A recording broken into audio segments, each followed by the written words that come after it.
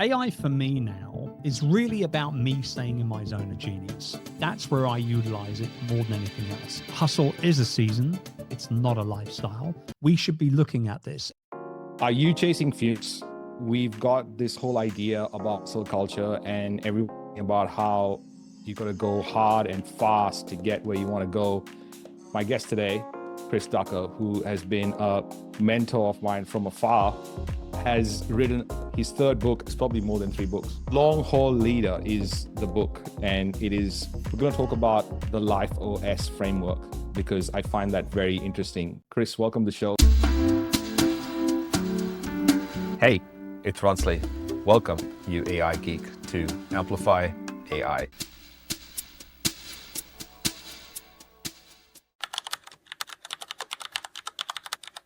You talk about this, season, not a lifestyle idea. You talked about how you open up in the book and, chronic adrenal fatigue.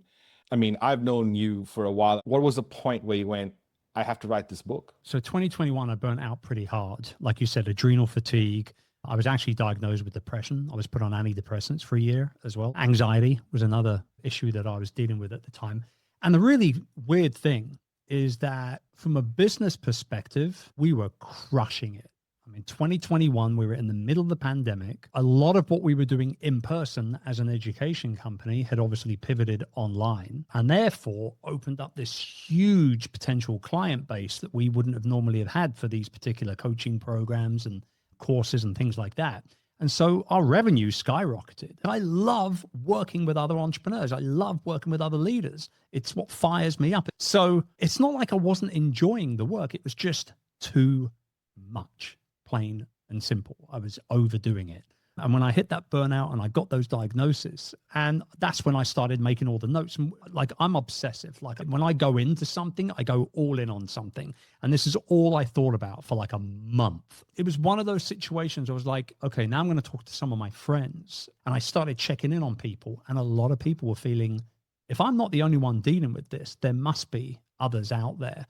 And that's really what brought about the book. And with the Long Haul Leader, this is something that I've been living for the last 7-8 years and recovering from for the last 4 or 5 years. And the overall message of the fact that burnout is not a badge of honor. It's a warning sign that you're doing things wrong. And as a society, particularly as an entrepreneurial society, I believe we've glorified exhaustion to the point of it being now almost epidemic status. It's not about how hard you can go. It's about how long you're going to last.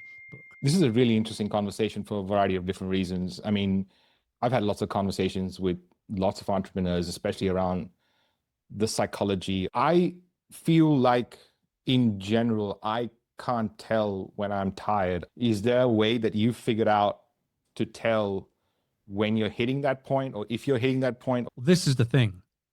A lot of the time, almost all of the time, unfortunately, you realized you're burned out when you're burned out. And it's not the initial stage of burnout that you figure it out, because you do power through, you do keep going. And therefore you get deeper into burnout before you actually discovered, oh my God, like I need to take a break right now. Like this is awful. I feel terrible. And with my burnout, we actually in 2021, every August, we take a 1-month sabbatical as a family. And I remember going into that sabbatical that year feeling really, really tired. Now, it's because, again, I want to clarify, it wasn't that I wasn't enjoying what I was doing. I was. It was just I was doing way, way, way too much of it. And so I remember going into that sabbatical thinking to myself, man, I really need this break. Like I really need it this year. And when I came back, I walked into this office. I sat down at this computer. I stared at the screen for 20 minutes, thereabouts. I turned off the computer, worked back out the doors behind me here, and I didn't walk back in for another 3 weeks. I wasn't ready to get back to work. I was still tired. So even an entire month off didn't give me what I needed in regards to the chance to recharge and recalibrate from a physical and a mental perspective as well. And that was what brought about the diagnoses, because I would go to the doctor and say, this is where I am. I'm not feeling good. By 11 a.m., I'm done. Like no amount of coffee is going to get me through it, et cetera, kind of thing. So generally the warning signs of burnout usually come into three major categories. Number one, it's overall fatigue. You feel tired. The single cup of coffee that you might have in the morning ain't enough. You need 2 or 3 to get through the day, right? So just the general physical feeling of being tired and exhausted. The second thing is mentally. Mentally, things like brain fog creep up. You can't remember simple things that you would usually be able to recall very, very quickly. So that comes into play as well. And then lastly is the emotional side of burnout. A lot of people don't think about this or even discuss it, quite frankly. It's a real thing. And we should talk about it. And us men, we're idiots. We have genuine issues talking about our emotions in general. It's one of those things that was like emotionally, if you don't feel up to a task, particularly a task that you feel like you should be called to do, to serve, if you don't feel up to that task, there's a problem there as well. And they're the 3 big warning signs, right? And like you say, unfortunately, most of us power through them and then we just get deeper and deeper into the hole. And then it becomes harder to get out, obviously. You know, that's such a great conversation for so many different reasons because, you know, for me, I don't know any other different way in terms of if things are not going according to the way I want it to go, the only way I know to do anything is to work harder at something or like double the reps or, you know, and I'm not saying that I think I've gotten better through the years as an entrepreneur. And I think that's only because, to your point of hobbies, I feel like initially it was just get out of this hole that you're in and use the business and only focus on revenue. And then you get to a point where you realize, wait, all this is this if I'm not around. And if I'm not around, like to your point on mentally, physically, emotionally, if I'm not around in those 3 domains, I'm kind of useless. And I'm making this whole thing a lot worse than it is. Yeah. So I'd love for you to talk about the hobby piece because it comes to the long haul, maybe do the yo-yo diet thing on our entrepreneur life as well. You know, maybe to actually have homeostasis, as they call it. The thing is, even when we do take time off, we feel guilty about the time that we're spending away from building our business. But the fact of the matter is you shouldn't feel guilty. You should actually feel pretty bloody proud and good about the fact that you're taking time for yourself. Because self-care is not selfish. It's actually the number one strategy for every leader, every entrepreneur that wants to do incredibly well in what it is that they're doing business-wise. Without self-care, like you said, we're kind of no good to anybody. And that's why hobbies and pastimes are one of the most important parts of that 4-step long-haul leader life OS or operating system that we talk about in the book. I'll break it down very quickly. I should say there was only 3 major components of this framework when I started writing the book. There was the personal mastery side of things, so working on yourself, your health, your mental health, your learning ability, all that kind of stuff. That was number 1. Number 2 was love and relationships, because I feel that as an entrepreneur, as a leader, particularly, unless you've got the support network and the right type of relationships away from work, as well as at work, obviously, you're not going to be able to achieve all that much, right? So that was always going to be included. And then thirdly, there was the impactful work that we do, the clients we work with, the people we serve, the work that we're known for. When we're not around, what do people say about us? You know, how do they talk about us in terms of the impact that we're having with them, right?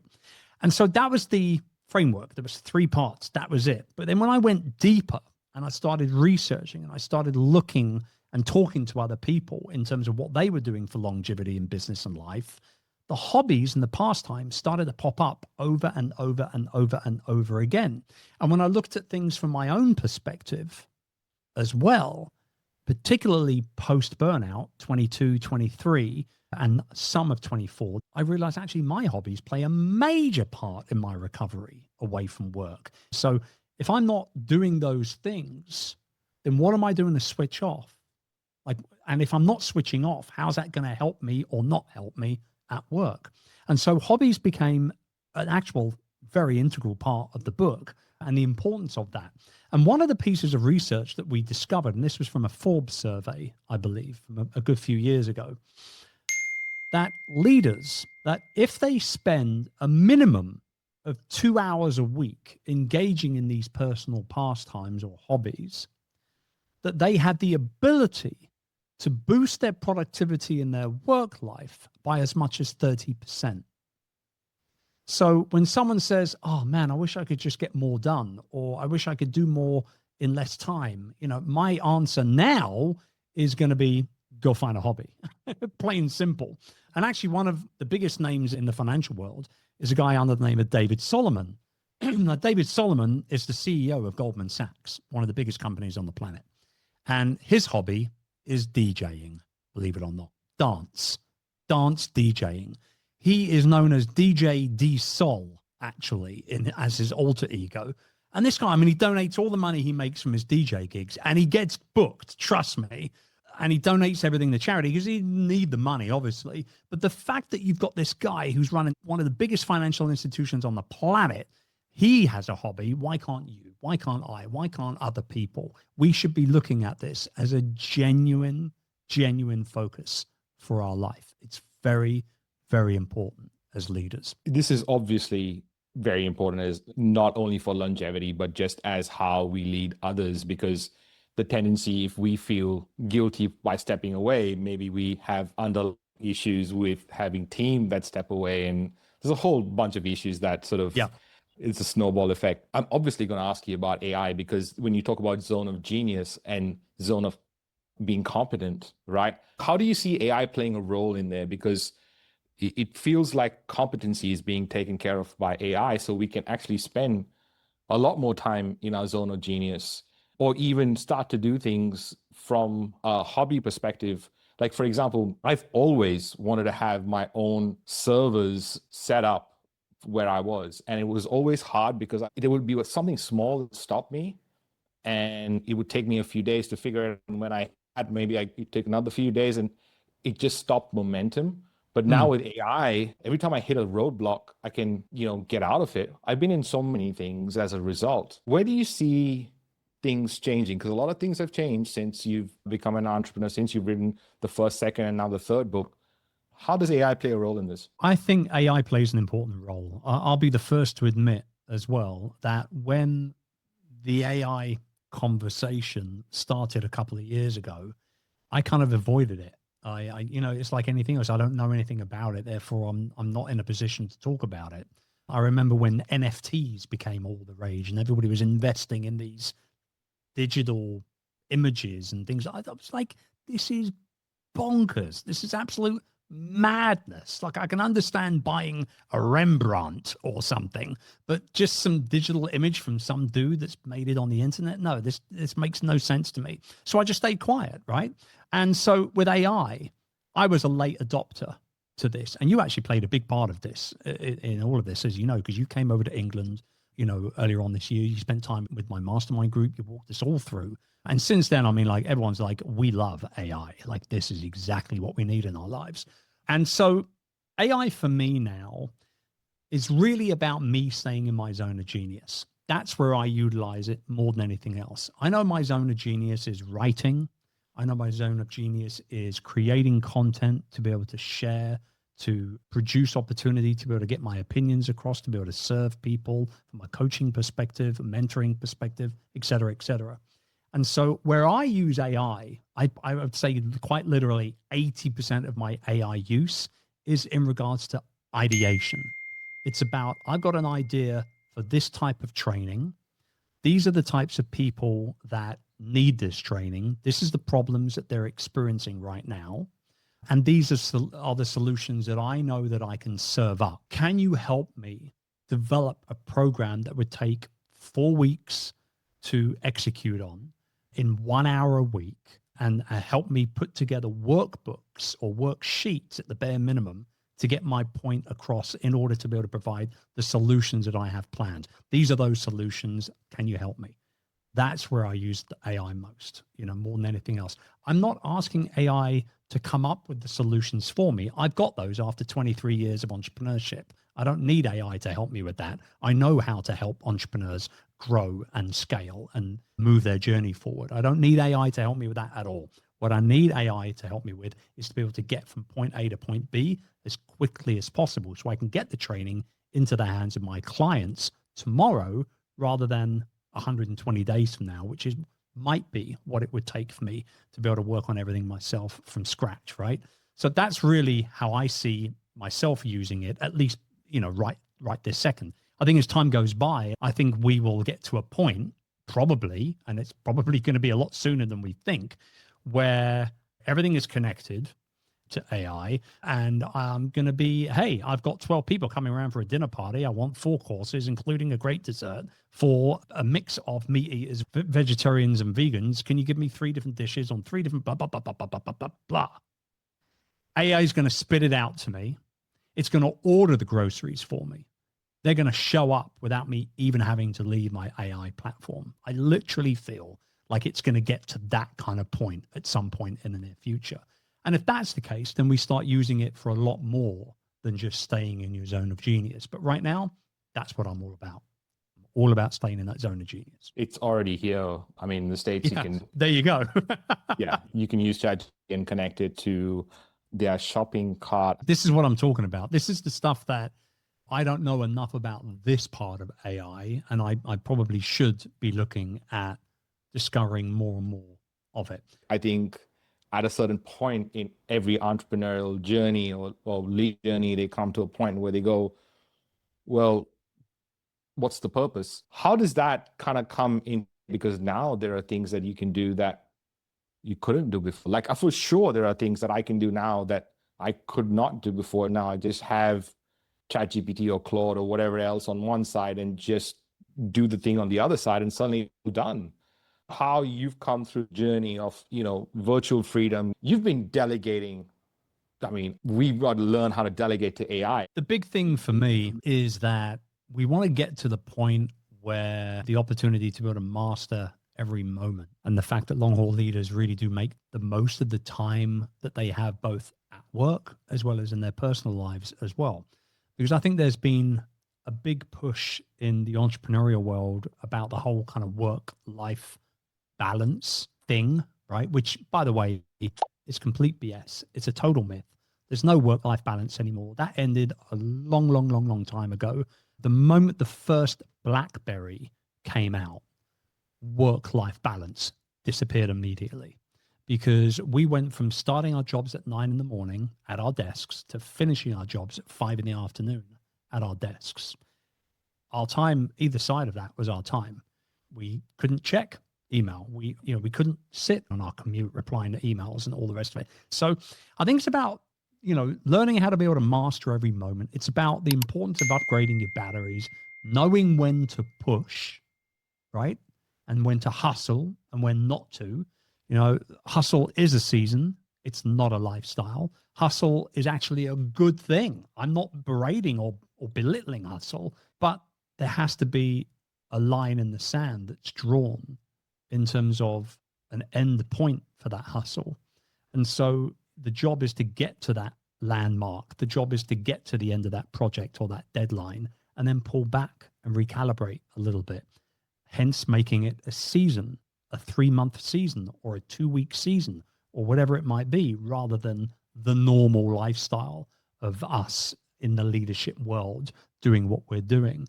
And I think this is the issue. The bigger play here is to build a business, particularly if you're an entrepreneur, or to help build a business that supports your life, not swallow it up.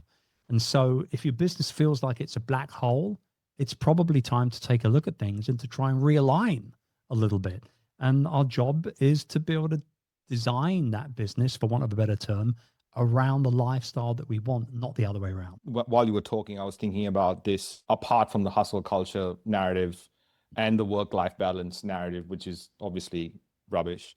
There's this idea of monetizing your passion, right? So this hobby conversation could easily go down the path of, you're enjoying it, you should monetize it. Otherwise, is it really useful doing? Because obviously the first thing that someone's going to ask is going to go, oh yeah, people told me that I should monetize my passion. That's what my first restaurant. What a waste, because this model is better than.